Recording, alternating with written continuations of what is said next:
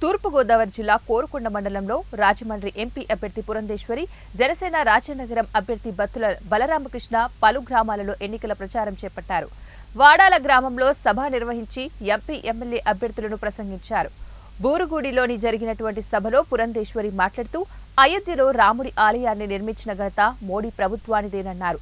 ఉగ్రవాదాన్ని అణచివేసినది కేంద్ర ప్రభుత్వమేనని వివరించారు. వైఎస్ జగన్ పరిపాలనలో బీసీలకు అన్యాయం జరిగిందని, ఎస్సీలకు అన్యాయం జరుగుతుందని ఆరోపించారు.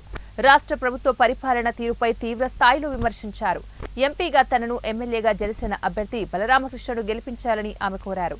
ఈ కార్యక్రమానికి ఎన్టీ రామారావు తనయుడు నందమూరి రామకృష్ణ, కర్ణాటక రాష్ట్రానికి చెందిన ఎమ్మెల్యే డాక్టర్ సుధాకర్, మాజీ ఎంపీ, మాజీ ఎమ్మెల్యే చిట్టూరి రవీంద్ర, బీజేపీ నాయకులు ఏపీఆర్ చౌదరి, నీరుకొండ వీరన్న చౌదరి తదితరులు పాల్గొన్నారు. ప్రభుత్వాన్ని మనం ఇవాళ రాష్ట్రంలో చూస్తున్నాం. మాధ్యమంగా చేసుకుని మేము మా జేబులు నింపుకుంటాం అనేటువంటి ఆలోచన ధోరణి, మనం దాన్ని స్వాగతిస్తామా అని చెప్పి సభాముఖంగా నేను ప్రశ్నిస్తున్నా. అదేవిధంగా వారు మేనిఫెస్టోలో వాగ్దానం చేశారు, 2.5 లక్షల ఉద్యోగాలు మన బిడ్డలకి, ప్రభుత్వోద్యోగాలు మన బిడ్డలకి ఇస్తామని చెప్పి వారు వాగ్దానం చేయడం జరిగింది. ఇవాళ నేను అడుగుతున్నాను, జగన్మోహన్ రెడ్డి గారు, మీరు ఎంతమంది బిడ్డలకి మీరు ఉద్యోగాలు ఇచ్చారని చెప్పి సభాముఖంగా నేను వారికి వేస్తున్నటువంటి ప్రశ్న అని చెప్పి వారు చెప్తున్నారు.